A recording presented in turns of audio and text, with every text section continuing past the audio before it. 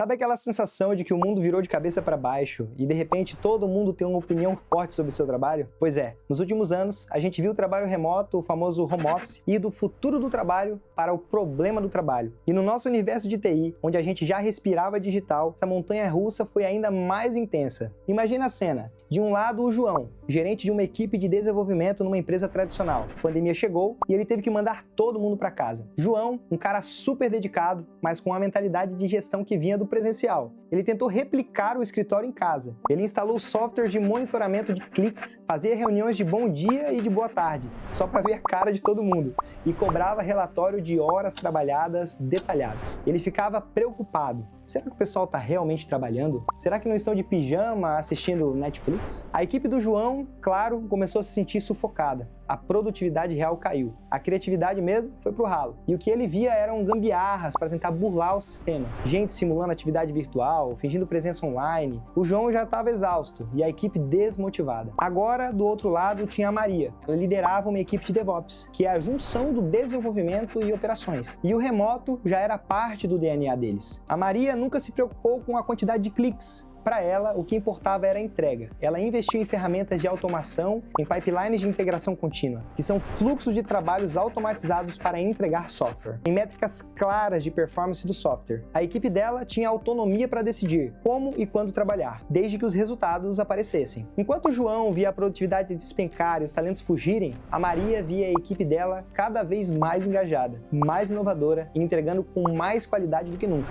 Ela não estava gerenciando presença, ela estava gerenciando valor. A história do João e a Maria, embora fictícia, é um espelho do que a gente viu acontecer de verdade. Estudos mostram que colaboradores 100% remotos têm até 35% mais chances de serem desligados do que os presenciais ou híbridos. Por que isso acontece? Será que o trabalho remoto é realmente o vilão? Ou será que o problema não é o modelo, mas a forma como ele é gerenciado? E para entender isso, a gente precisa olhar para as vozes que estão nesse debate. De um lado, temos os críticos. Elon Musk, por exemplo, afirma que working from home is morally wrong, ou seja, que trabalhar de casa é moralmente errado, questionando o privilégio de alguns. Já o Jamie Dimon, CEO do JP Morgan Chase, declarou que telework não funciona no nosso negócio e que cultura não se constrói remotamente. O Nicholas Hieronymus, da L'Oréal, chegou a dizer que quem trabalha remotamente perde paixão e criatividade. Eles veem o remoto como um risco, uma ameaça à produtividade e à cultura. Mas, do outro lado, temos defensores, e muitos deles são do nosso universo de tecnologia. O Diego Barreto, por exemplo, CEO do iFood, já declarou em várias entrevistas: o home office funciona sim, e que foi um motor de inovação na empresa nos últimos 3 anos. O Richard Branson, da Virgin Group, defende a flexibilidade, valorizando o equilíbrio e a autonomia. E a Nicole Fosren, uma das maiores pesquisadoras de DevOps, enfatiza que uma cultura de alta performance tecnológica inclui autonomia, experimentação